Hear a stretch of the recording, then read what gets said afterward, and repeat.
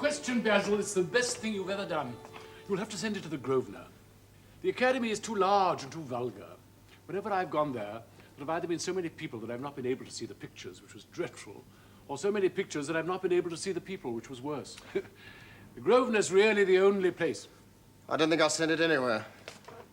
No, I shan't send it anywhere. My dear fellow, why? What an odd lot you painters are. You do anything in the world to gain a reputation, and then as soon as you've got one, you seem to want to throw it away. I knew you'd laugh at me. It's just simply that I can't exhibit it. I put too much of myself into it. You flatter yourself, my dear Basil. I don't see any resemblance between you and this remarkable creature. Real beauty ends where intellectual expression begins, which is yours. Intellect itself is a mode of exaggeration.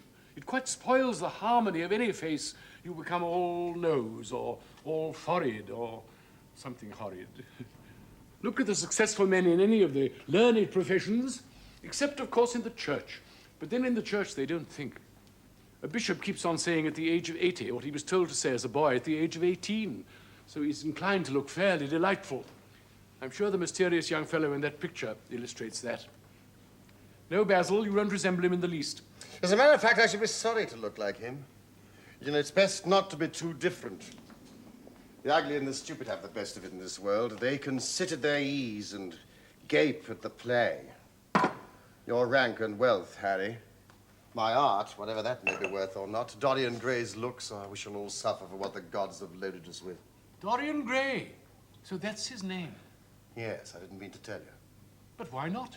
People I like, I never give their names. It's like giving them up. I've come to love secrecy. Do you know, it seems to be the one thing that can begin to make life better. I never tell people where I've gone to. I suppose you think that's absurd. Not at all, my dear Basil. You seem to forget that I am married. And the one charm of marriage is that it makes a life of deception absolutely necessary for both parties. I never know where my wife is, and my wife never knows what I am doing. We tell each other the most absurd stories with the most serious faces. My wife's very good at it. Much better, in fact, than I am. It's my belief that you're really a very good husband, but that you're thoroughly ashamed of your virtues.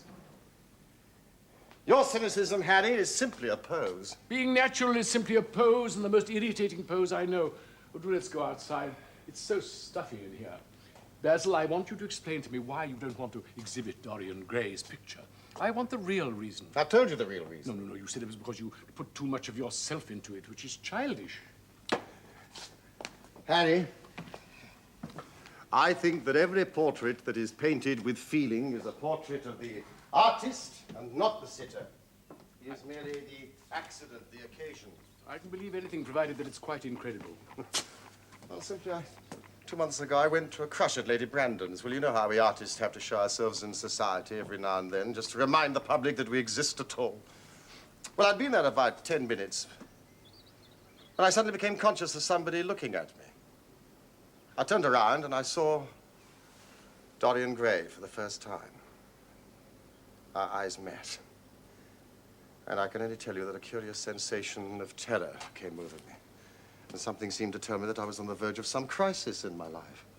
I turned away to get out of the room. It wasn't conscience, but cowardice of some kind. Conscience and cowardice are really the same thing, Basil. Conscience is simply the trade name of the firm, that's all. I don't believe that, Harry, and I don't believe that you do either. Well, whatever it was, I tried to get out of the room.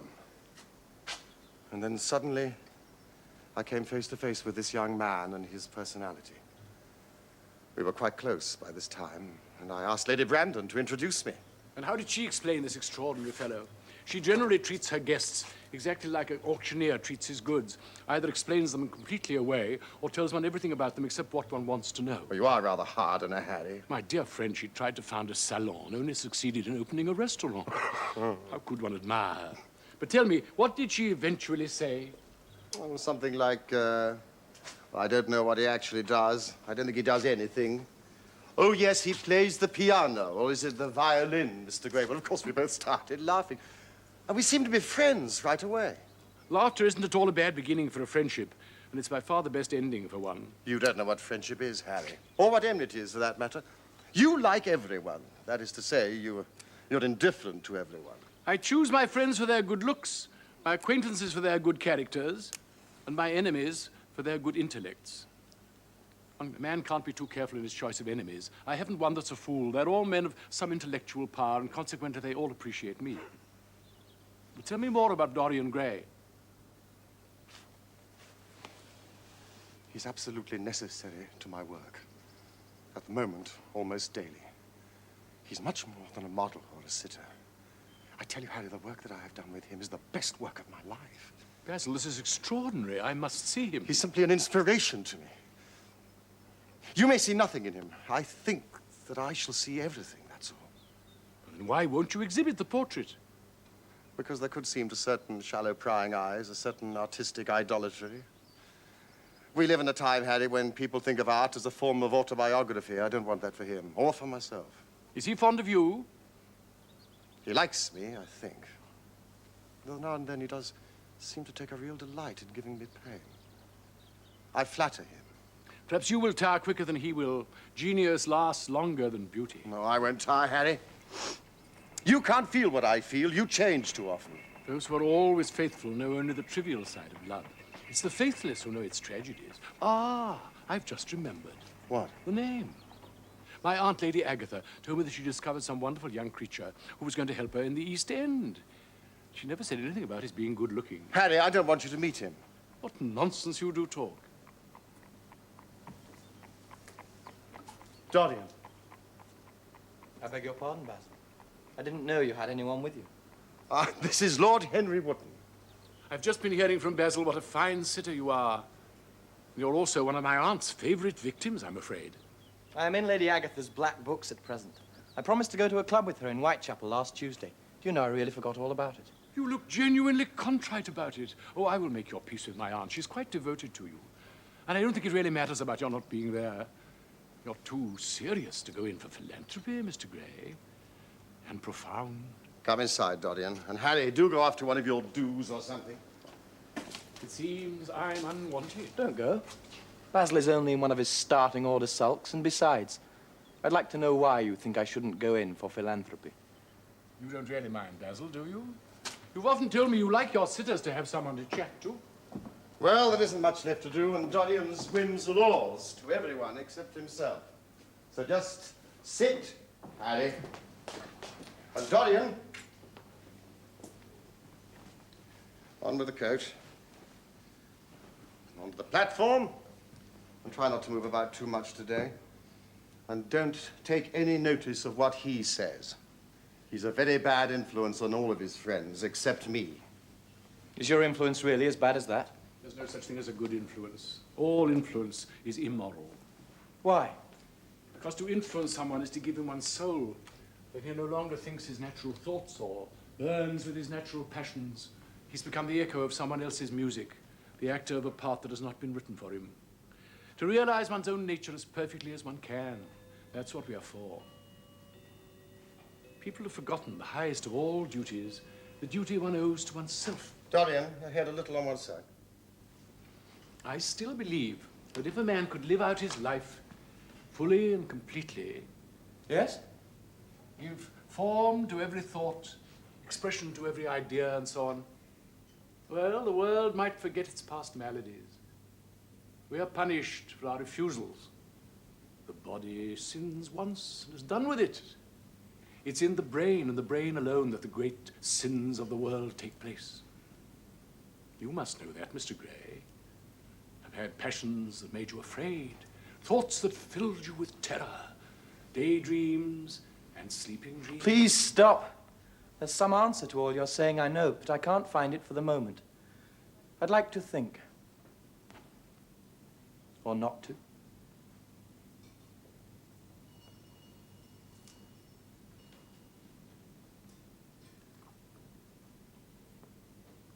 Basil, I'm getting weary standing up here. Just a little longer. It's so stifling in here. I'm sorry.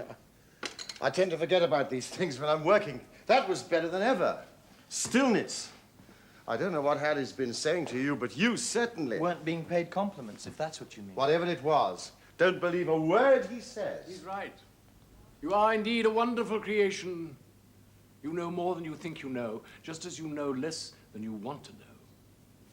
You have the most marvelous youth, And that is the one thing worth having. Well, I don't feel that way, Lord Henry. Don't frown so, Mr. Gray. Beauty is a form of genius, higher, in fact. It requires no explaining. It's one of the great facts of the world. Like sunlight on water or the darkness of seasons. It makes princes of those who have it. You smile. Ah, when you've lost it, it will be no time to smile. The mystery of the world is in the visible, not the invisible. Yes, Mr. Gray, the gods have been good to you for the present. But don't squander the gold of your days. The moment I saw you, I knew that you were unconscious of what you might be. I felt I must tell you. Beauty fades, limbs fail, senses rot. Youth is absolutely nothing else in the world. Dorian, I am waiting. You are glad that you have met me, Mr. Gray? Glad now. I wonder if I shall always be. Always. What a dreadful word it is. Women are so fond of using it. They spoil every romance by trying to make it last forever. It's also a meaningless word. The only difference between a caprice and a lifelong passion is that the caprice lasts slightly longer. In that case, perhaps our friendship should be a caprice.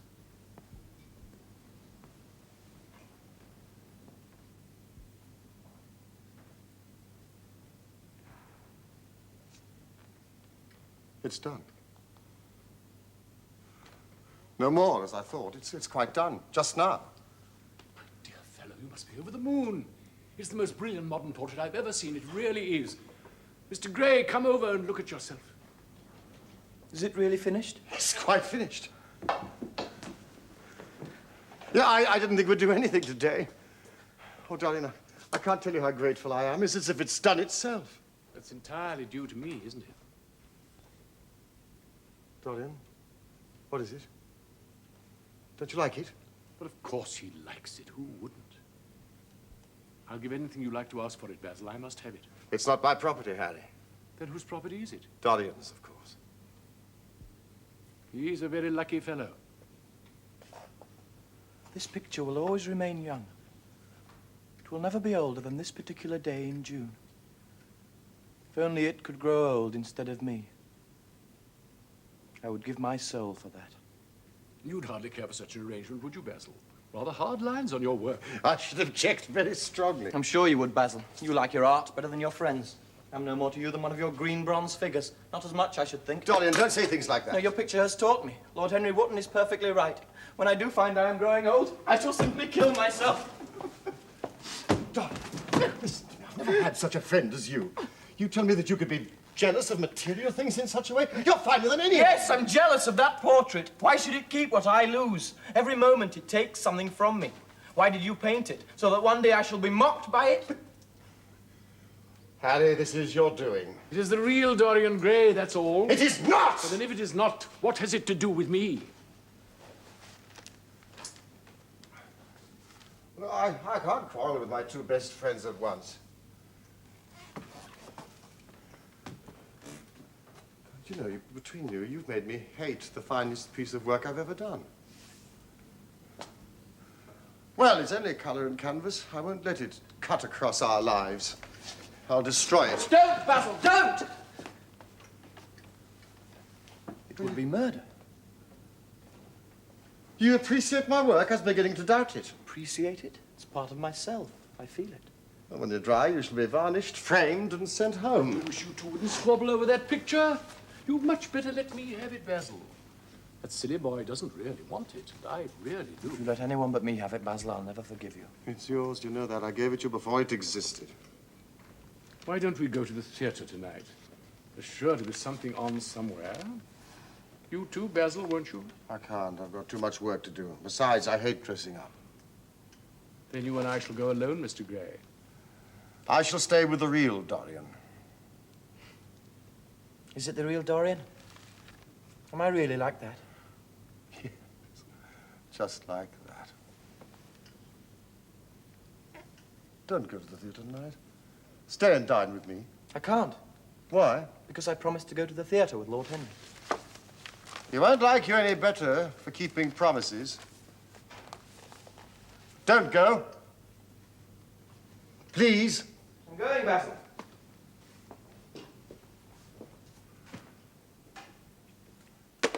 Very well. Then goodbye, Harry. Goodbye, Dorian. Come and see me soon. Come tomorrow. Certainly. You won't forget. No, of course not. I'll remind him. My handsome's outside, Mr. Gray. I can drop you off at your place. Goodbye, Basil. It's been such an interesting afternoon.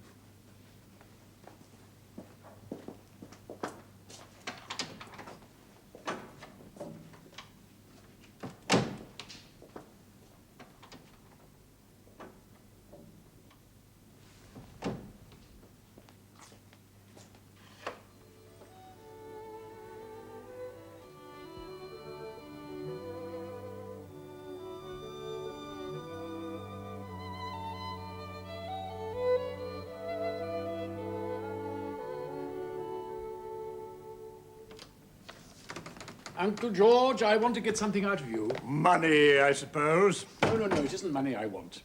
It's only people who pay their bills who want that, Uncle George, and I never pay mine. I always deal with Brother Dartmoor's tradesmen. Consequently, they never bother me at all.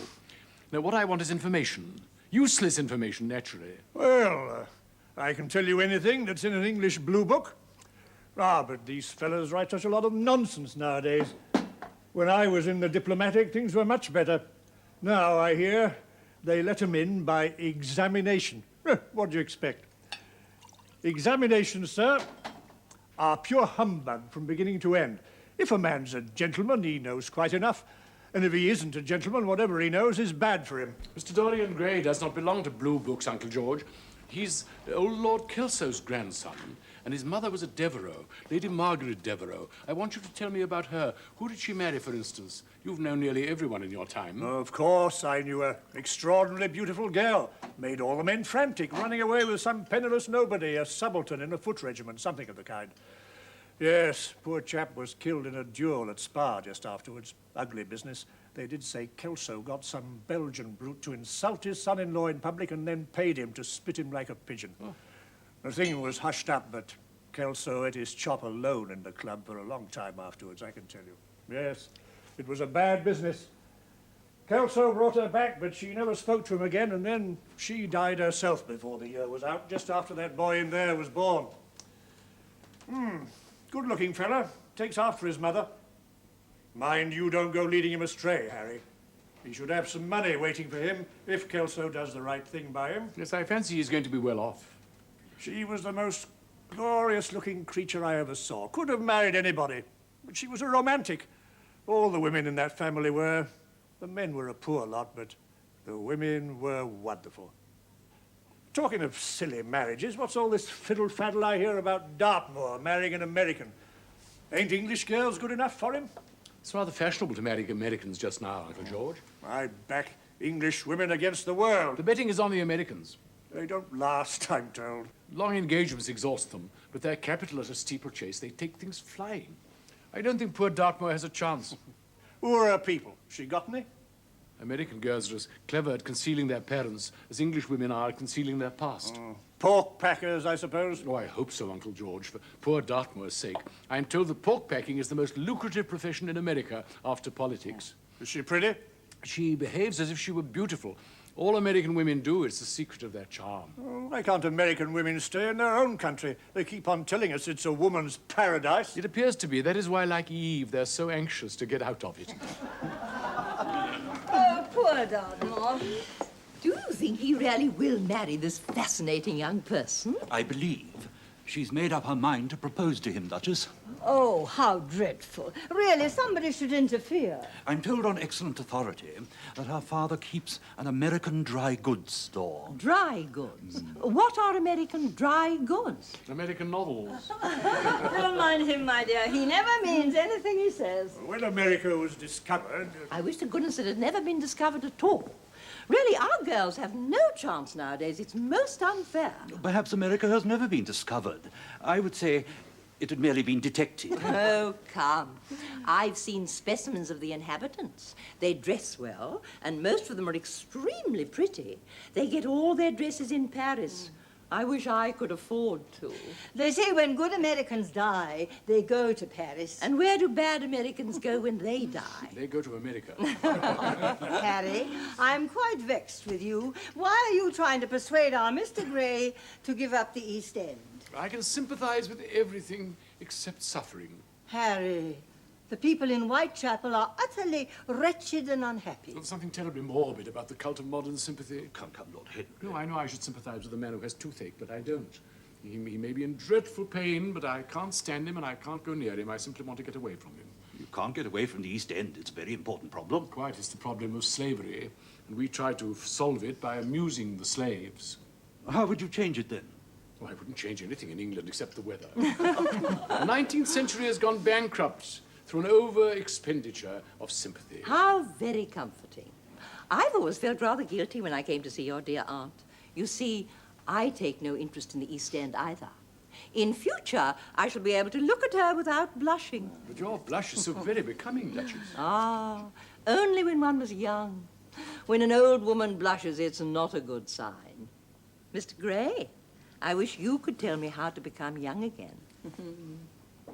Can you remember any great errors that you committed in your early days? Only too many. Well, then commit them over again.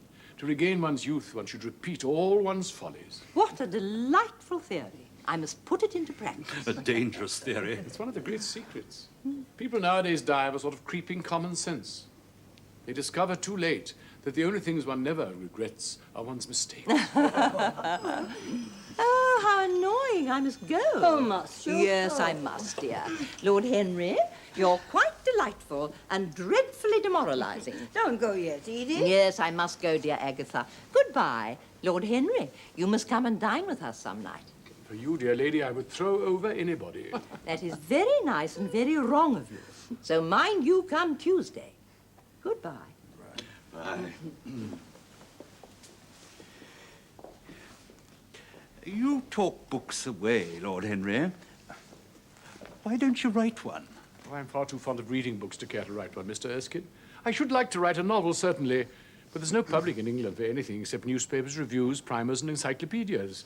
Of all the people in the world, the English have the least sense of literature. I'm afraid you're right. I myself used to have literary ambitions, but I gave them up long ago. However, I would like to talk to you about life. The generation into which I was born was very tedious. And now I'm due at the Athenaeum. It's the hour when we sleep there. All of you, Mr. Erskine? Well, 40 of us in 40 armchairs. Don't go, Harry. Stay and talk with me. I thought you'd promised to go and see Basil Halbert. I'd sooner be with you. I've talked quite enough for one day, but just as you wish.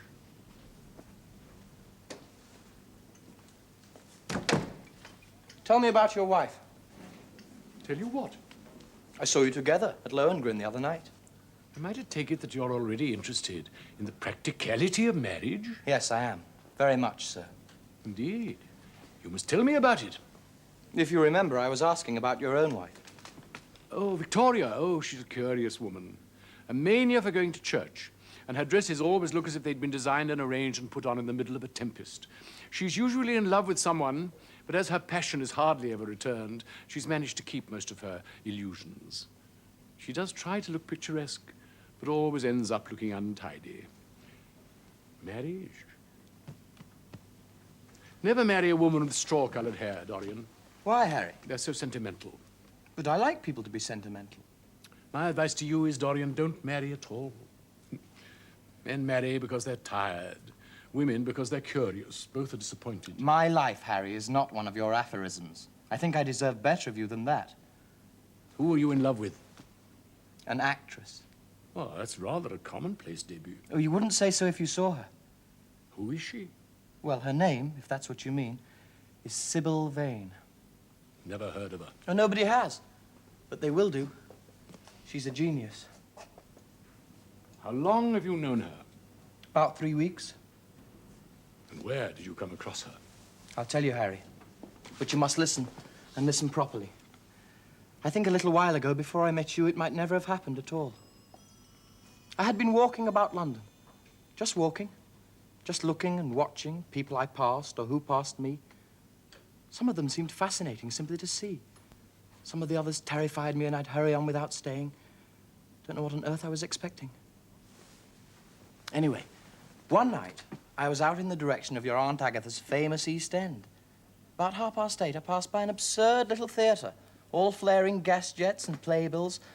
I looked at the programme, and it turned out that the play that night was Romeo and Juliet. Can't say I relished the idea of being confronted with Shakespeare in this odd little place, but by this time I'd got a bit interested in the atmosphere and thought I'd see out the first act. Romeo was like an old beer barrel, and Mercutio was played by the local comedian just in order to put in his favourite gags. And then Juliet came on. Harry, she was the loveliest thing I've ever seen in my life. You said to me once that pathos left you unmoved, but that beauty, something merely beautiful, could fill your eyes with tears. I tell you, Harry, I could hardly see this girl for the mist of tears that came across my line of sight. And when she spoke, her voice, I'd never heard anything like it. Can't forget it. The evening. I can't forget her. She's everything in life to me. Every night I go and watch her. I see. Harry, why didn't you tell me what it is? Loving an actress. Because I've loved so many of them, Dorian. When one is in love, one always begins by deceiving oneself and always ends by deceiving other people. That is what is known in the world as romance. Oh, Harry, Sybil is the only thing I care about now. One night I threw her some flowers and she looked up at me. At least I thought she did. Every night of my life I go to see her, and every night she's more marvelous. That is the reason, I suppose, why you never dine with me now. I thought you must have some curious romance on hand. You have. But it's not quite what I expected. Harry, I want you and Basil to come with me some night and see her. I'm not at all apprehensive. You'll see what I mean at once. Oh, very well. Oh, today is what, Tuesday? Well, shall we fix tomorrow? What does she play tomorrow? Juliet. All right, the Bristol at 8 o'clock, and I'll pick up Basil. Oh, will you? Poor Basil. I haven't seen him for a week at least. You know, it's rather awful of me. He sent me my portrait in a most wonderful frame which he specially designed himself. To tell you the truth, I'm a fraction jealous of the picture for being a whole month younger than me. Don't forget about tomorrow.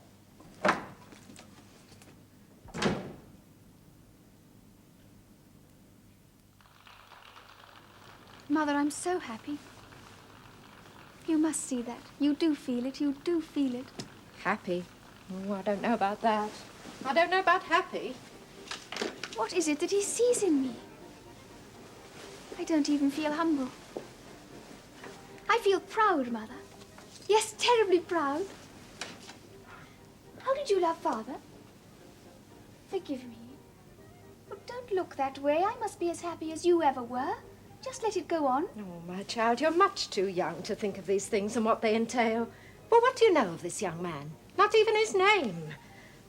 Oh, it all couldn't have happened at a worse time. What with James off to Australia.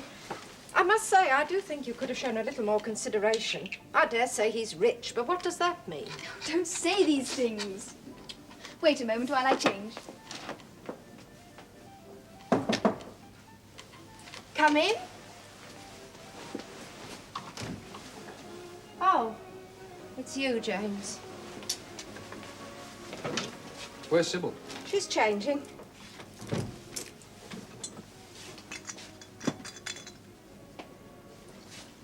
Are my things ready? Quite ready. Well, I hope you take to the sea, James, or at least that it takes to you. You will remember, it was at your own choice. You could have been a solicitor if I'd had my way.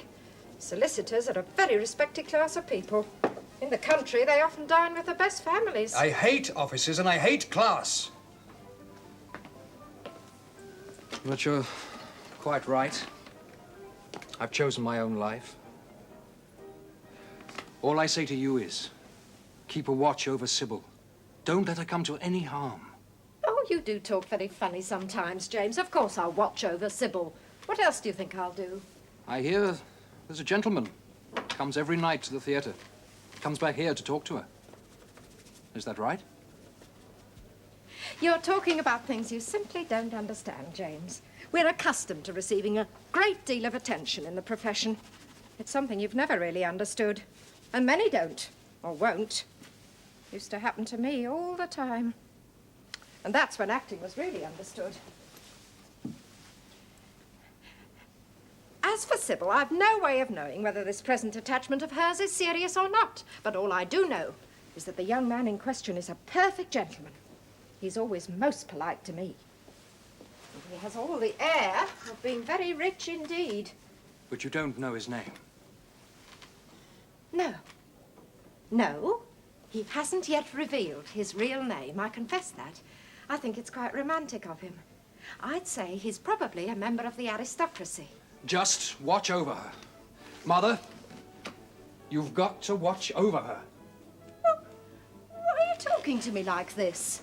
I've always looked after Sybil from first to last. And if he is a worthy gentleman, there's no reason why she shouldn't contract an alliance with him. Especially if he is a member of the aristocracy. And he has all the appearance of it, I must say. It'd be a brilliant marriage for Sybil. They'd be quite a couple. His looks are really remarkable. Everybody notices them.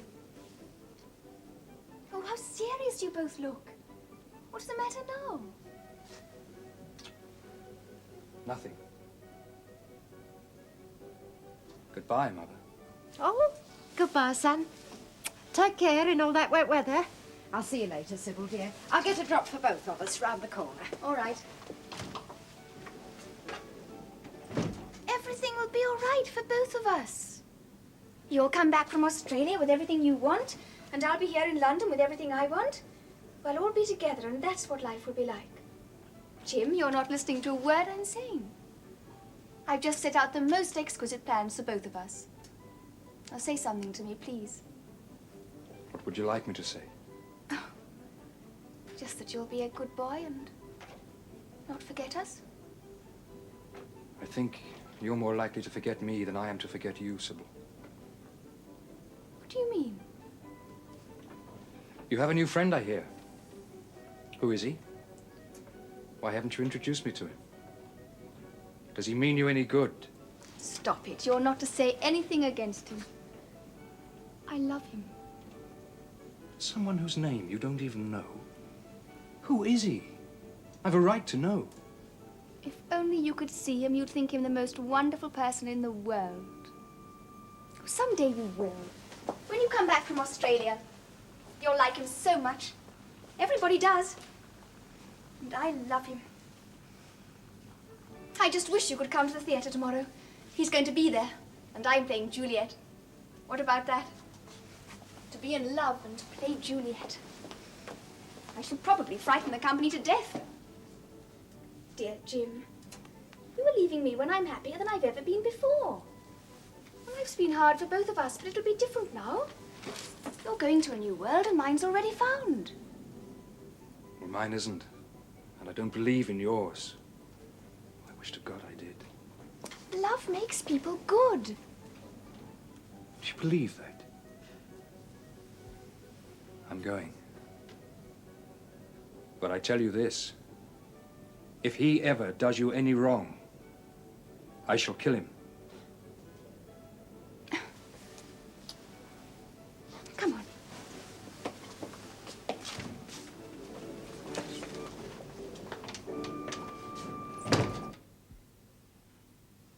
Engaged to be married? I don't believe it. It's perfectly true. To whom? Some little actress or other. I don't believe it. Dorian's far too sensible. Dorian's far too wise not to do foolish things now and then, my dear Basil. Marriage is hardly a thing one can do now and then, Harry. Except in America. And I didn't say he was married. I said he was engaged to be married. There's a great difference. Well, one only has to think of Dorian's birth and position and wealth. To marry a girl like that is unthinkable. If you want to make him marry this girl, tell him just that. He's quite sure to do it then. Whenever a man does a thoroughly stupid thing, it's so often from the noblest motives. Well, I hope she's all right. Oh, she's better than all right. She's beautiful. Dorian says she's beautiful, and he's not often wrong about that sort of thing. You know, your portrait of him has quickened his appreciation altogether, especially about people's personal appearance. And that's not the only effect it's had on him. Anyhow, you and I, are going to see her tonight. That is, provided Dorian hasn't forgotten all about us and his delirium. Harry, you're not serious. I think I should be miserable if I was ever more serious than I am at this moment. But you can't possibly approve of this business. It's an infatuation, surely. I neither approve or disapprove of anything now. It's an absurd attitude to take towards life. Dorian meets a beautiful girl who happens to play Juliet and falls in love with her. Well, why not? I, for one, hope that he will make this girl his wife, passionately adore her for 6 months, and then suddenly become fascinated by somebody else. Harry, you don't believe a single word of that. If anything happened to upset Dorian Gray's life, no one would be more upset than you. You're much better than you pretend to be. The reason we like to think so well of others is because we're afraid for ourselves. We praise the banker in order that he may allow us to overdraw our account, or even try and find good qualities in the burglar in the hope that he'll leave our property alone. I mean everything I've said. I've nothing but the greatest contempt for optimism. Harry, my dear Basil, you must both congratulate me. I've never been so happy. Of course, it's sudden and all that, but all the really delightful things are. It seems to be the one thing I've been looking for all my life. Well, I hope you'll always be as happy as this, Dorian, but, you know, I don't know whether I can quite forgive you for not letting me know about your engagement. You told Harry. Yes, and I don't quite forgive you for being late. Now, come and sit down, Dorian, and tell me what it is that's been making you so happy. Well, there isn't really very much to tell. After I left you yesterday evening, Harry, I went down and had some dinner at that little Italian restaurant in Rupert Street you introduced me to, and at 8 o'clock went down to the theatre. Sybil was playing Rosalind. Of course, the scenery was dreadful and the Orlando absurd, but Sybil, you should have seen her. Of course, our engagement's a dead secret. I shouldn't be telling you all this, but I can't help it. At what particular point did you mention the word marriage, Dorian? And what did she say in reply? Or perhaps you've forgotten all about it. My dear Harry, I didn't treat it as a business transaction. And I suppose I never made any formal proposal. Well, what did you say then? That I loved her, of course.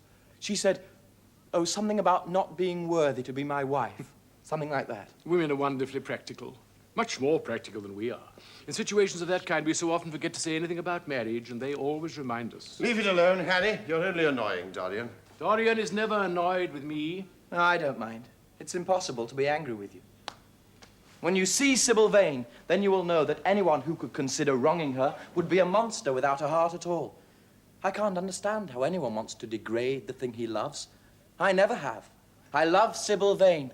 When I am with her, I regret everything else I've ever learned. The simplest touch of her hand makes me forget you and all your theories about life, love, and pleasure. Pleasure is the only thing worth having a theory about. Believe me, no civilized man ever regrets a pleasure, and no uncivilized man ever really knows what a pleasure is. I know what it is. It's to adore someone. Ah, that's better than being adored. It's a downright nuisance. When women worship someone, they're always bothering them to do something for them. Well, I should have thought that whatever they ask for, they've already given first. They create love in one's nature. They've a right to demand it back. That's quite true. Nothing is ever quite true. Well, this is.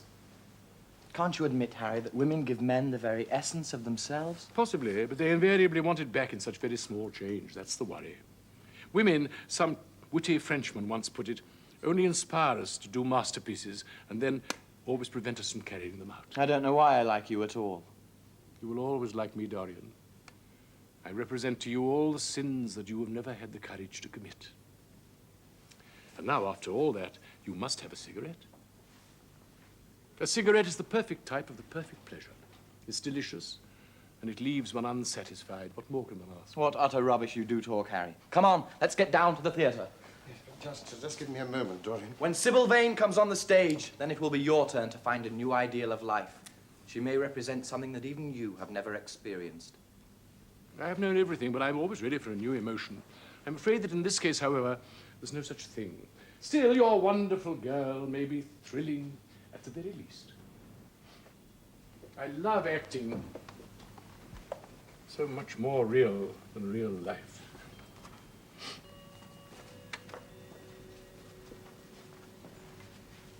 Well, let's go then, Dorian. You come with me. No, Basil, there's only room for 2 of us in the brougham. You can follow in a hansom.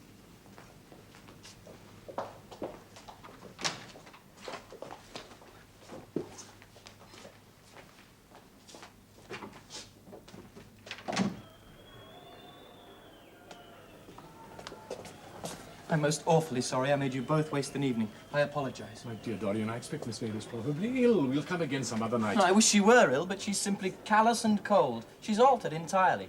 Last night I thought she was a great artist. This evening she's merely commonplace and mediocre. Don't talk like that, Dorian, about anyone that you love. Love is a more wonderful thing than art. They are both simply forms of imitation. Don't pay any attention to him, I beg of you. I see what you mean, and I believe in her. Anyone that you love must be marvelous. And every girl that can produce the effect that you describe to us must be very extraordinary and unique. To have produced that effect in you, why, that is worth doing in itself. Your idea of marriage is quite right. I didn't think so at first, but now I admit it freely. Sybil Vane was made for you. Without her, you would have probably been incomplete for the rest of your life. Thank you, Basil. I knew you would at least try to understand. I think we should go. And you too, Dorian. It isn't good for one's morals to see bad acting. Besides, I don't suppose you'll want to see your wife act much longer. So what does it matter if she plays Juliet like a wooden doll? She's very lovely indeed. And if she knows as little about life as she does about acting, she'll be a delightful experience.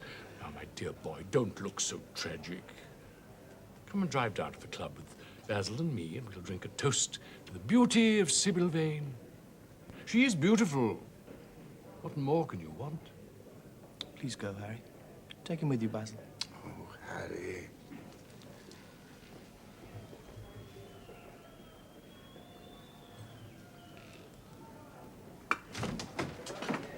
Dorian, I acted so badly tonight. Horribly. You were dreadful. Are you ill or something? Haven't you any idea what it was? You obviously have no idea what I went through. Dorian, you should have understood. But you understand now, don't you? Understand what? Why I was so bad tonight. Why I shall always be bad. Why I shall never be any good again. You are ill. When you're ill, you shouldn't go on. You make yourself ridiculous. My friends were bored. I was bored. Dorian, before I knew you, acting was the one reality of my life. I only lived for the theatre. I thought it was all true what went on. And then you came. Oh, my dearest, you freed me from all that. You taught me reality. Tonight, for the first time in my life, I saw the hollowness of everything I devoted myself to. You'd made me understand what love really is. Take me away, Dorian. Take me away with you where we can be quite alone. I hate the stage. You see what a blasphemy it would be to play at being in love. You have killed all that. Yes, you killed it. You used to stir my imagination. Now you don't even stir my curiosity. In fact, you produce no effect on me at all. I loved you because you were a marvelous thing, because you seemed to give substance to all things I'd ever dreamed of. You have thrown that away. You are shallow. You are stupid. My God, what could I have been thinking of? You are a nothing. I'll never see you again. I'll never think of you. I'll even forget your name. I only wish I'd never laid eyes on you. And what little you know about love if you say it mars your art. Without your art, you're nothing. I would have made you famous, splendid, magnificent. You'd have been worshipped by everyone, and my name would have been on you. What are you now? A third-rate actress with a pretty face. You're not serious, Dorian. You're acting. Acting? I leave that to you. You do it so well. Dorian! Never touch me again. Dorian! Dorian, don't hit me! I'm so sorry I didn't act well. I was thinking of you all the time. That I will try, believe me, I will. It came so suddenly across me, all my love. I'll work hard. I'll improve. Don't be cruel to me because I love you better than anything in the world. After all, it's only once I haven't pleased you. But you're quite right, Dorian. I should have shown myself more of an artist more. It was foolish of me, and yet I couldn't help it. Oh, don't leave me. Don't leave me. There's always something ridiculous about the emotions of people whom one has ceased to love. I'm going now. I don't wish to be unkind, but I can't see you again. You have disappointed me. That is all.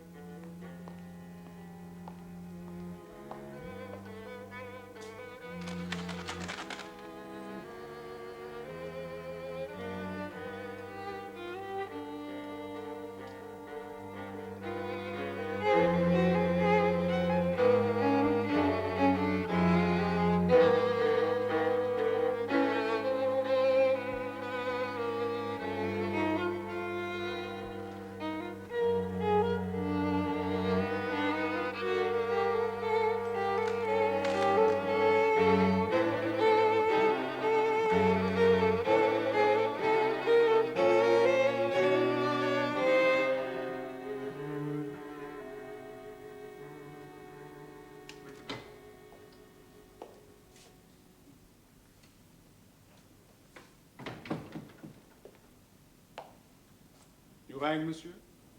No. Of course I didn't ring. Oh, yes, I did.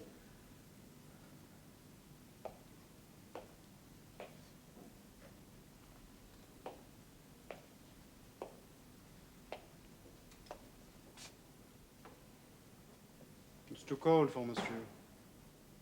Shall I close the window? No, I'm not cold. Yes, shut it.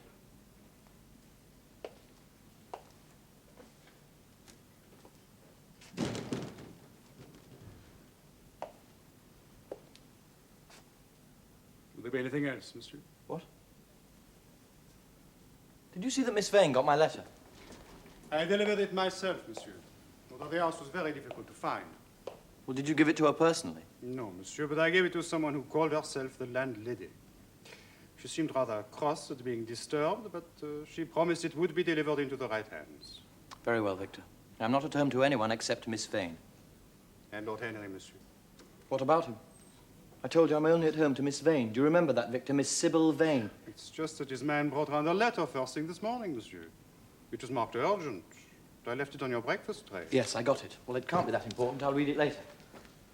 Don't forget to let her in at once. That's all. Yes, monsieur.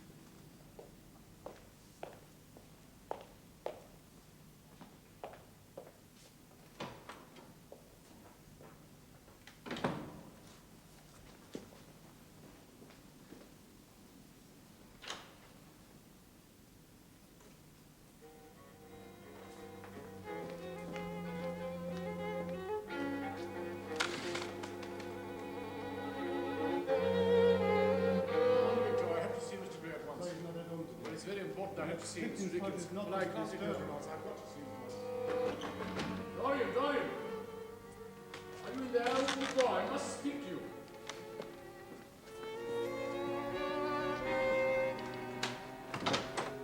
My dear boy, I had to see you. Forgive me for the thought of your shutting us up like this. I'm so terribly sorry for you about it all, Lord Dorian, but you simply mustn't. You mustn't sit alone here brooding about it. You mean about Sybil Vane? Yes, of course, the whole thing's tragic from every point of view, but you simply mustn't think of it as your fault. Tell me, did you stay with her long after we both left? A while. I knew you would. Was there a scene? I was brutal. Yes, brutal and unforgivable, but that is over now. I'm not even sorry now for what happened, except for the pain I caused. At least it has taught me to know myself. Ah, Dorian, I'm glad you couldn't look on it like that. I was afraid I'd find you in despair. No, that is all over. I'm as happy as I shall ever be. For one thing, I know what conscience is, and don't swear at that anymore, not in front of me. I can see through it. I would like to be good as much as I can. I can't face the idea of my inner self being hideous any longer. Ah, and how do you propose to start this moral regeneration? By marrying Sybil Vane. Marrying Sybil Vane? But Yes, Dorian, Harry, I know what you're going to say. Something tiresomely sarcastic about marriage. Well, don't. I've written again to Sybil since last night, and I've asked her again to marry me, if she'll have me. My mind's made up. She's going to be my wife. Dorian, my note, didn't you get it? I sent it down early this morning by my own man. Your note? Oh, yes, I did get it, but I didn't read it. My mind was on Sybil. You know nothing then? Nothing.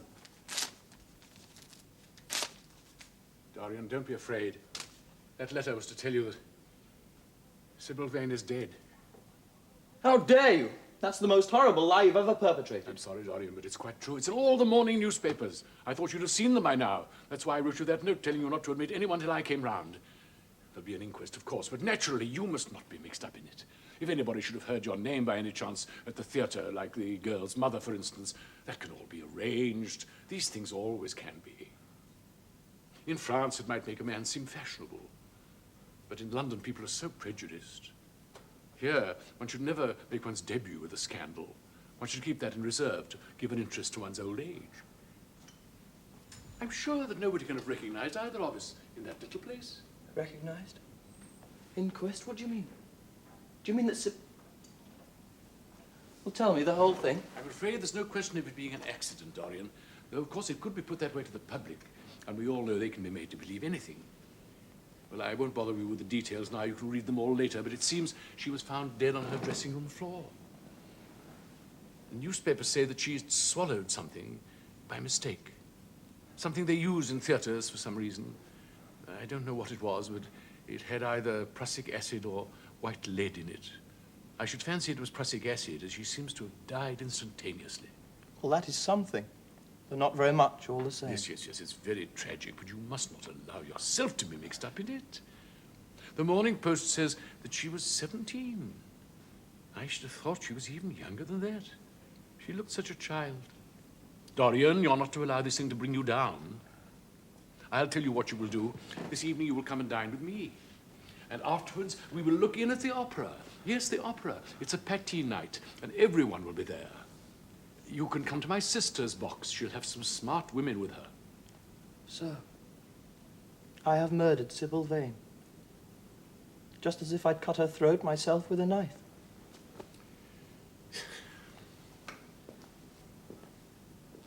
The sun shines and the birds sing. And tonight I'm going to dine with you, then go on to the opera and sup somewhere afterwards. How extraordinarily theatrical this would have seemed if one had watched it happen. Somehow, now that it has happened actually, and to me, it all seems too much to contemplate at one time. That was the first real love letter I've ever written in my life. The first. And that to a girl already dead. Did I really love her? Last night she tried to explain herself to me, but I wasn't moved one bit. She just seemed